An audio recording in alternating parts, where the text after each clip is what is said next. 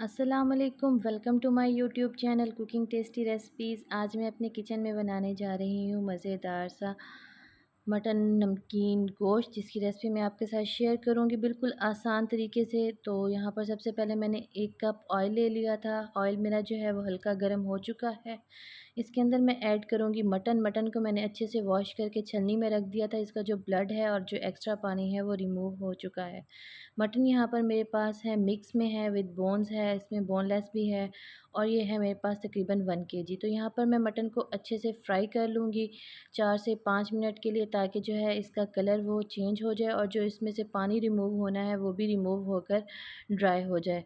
तो यहाँ पर ऑयल के साथ इसको अच्छे से मिक्स कर लेंगे। तो ये बहुत ही मज़े का बनता है, बिल्कुल सिंपल तरीके से। अब इसके साथ ही इसके अंदर मैं ऐड कर दूँगी 2 टेबलस्पून के करीब मेरे पास है लहसुन अदरक का पेस्ट, और ये मेरे पास फ्रेश है। आप चाहें तो यहाँ पर जो इसकी पाउडर फॉर्म मिलती है आप वो भी इस्तेमाल कर सकती हैं। जो चीज़ आपके पास अवेलेबल हो आप उसी तरीके से घर में ईज़िली बना सकती हैं। तो यहाँ पर लहसुन अदरक का पेस्ट ऐड करने के बाद मैं इसको अच्छे से मिक्स कर लूँगी, और जो एक स्मेल होती है मीट की वो इसी लहसुन अदरक के पेस्ट से ही हम ख़त्म करेंगे। तो यहाँ पर भुनाई करेंगे अच्छे तरीके से, ताकि खुशबू भी जो मटन की है वो ख़त्म हो जाए और जो लहसुन अदरक की खुशबू है वो अच्छी सी आ जाए, और जो ये हमारा इसका गोश्त का कच्चापन है वो ख़त्म हो जाए।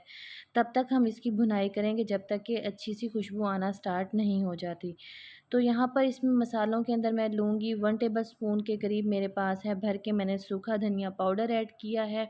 उसके अलावा इसके अंदर मैं ऐड करूँगी हाफ़ टी स्पून के करीब मेरे पास है ज़ीरा पाउडर। आप चाहें तो इसको कम भी कर सकती हैं, लेकिन इसकी खुशबू बहुत मज़े की आती है, तो इसको आप हाफ़ टी स्पून ही ऐड करें तो ये बहुत मज़े का लगता है।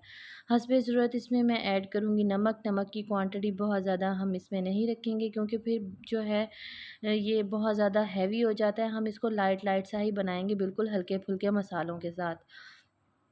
तो ये देखें यहाँ पर जो है मैंने मसाले शामिल कर लिए थे। मसालों की जो है मैं अच्छी सी भुनाई कर लूँगी गोश्त के साथ, ताकि तमाम मसाले गोश्त के साथ अच्छे से मिक्स हो जाएँ और जो इनकी अच्छी सी खुशबू है वो आ जाए। और ये खुशबू जो है भुनाई के साथ ही आएगी, तो इसलिए हम इसको अच्छे से कुक कर लेंगे।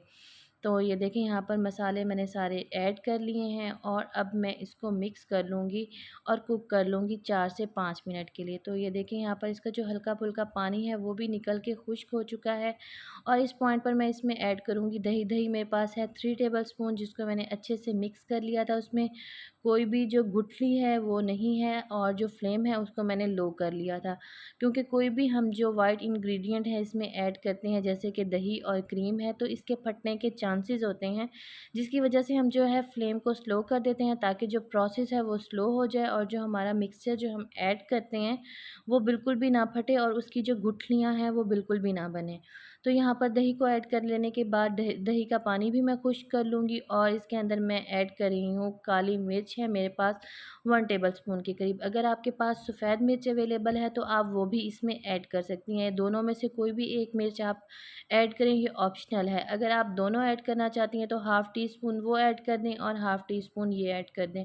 तो उसके बाद अब जो यहाँ पर है मैं इसकी भुनाई करूँगी। मिर्च को मैं पहले भी ऐड कर सकती थी, लेकिन मिर्च को बाद में मैंने इसलिए ऐड किया ताकि जो मेरा सालन है, जो मेरा नमकीन बन रहा है वो काला ना पड़ जाए, इस वजह से मैंने उसको बाद में ऐड किया। और यहाँ पर अब जो है मैं तकरीबन 2 लीटर के करीब ऐड करूँगी पानी, और मेजरमेंट के हिसाब से देखा जाए तो यहाँ पर मेरे पास 4 ग्लास के करीब जो है पानी है।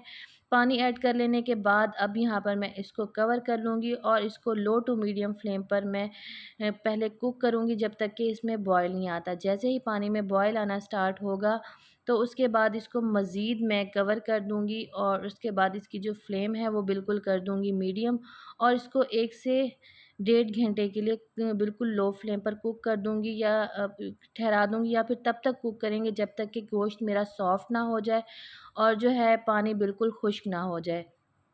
तो 1 घंटा और 15 मिनट लगे थे कम से कम इसके पानी को खुश्क होने में और इसको गलने में।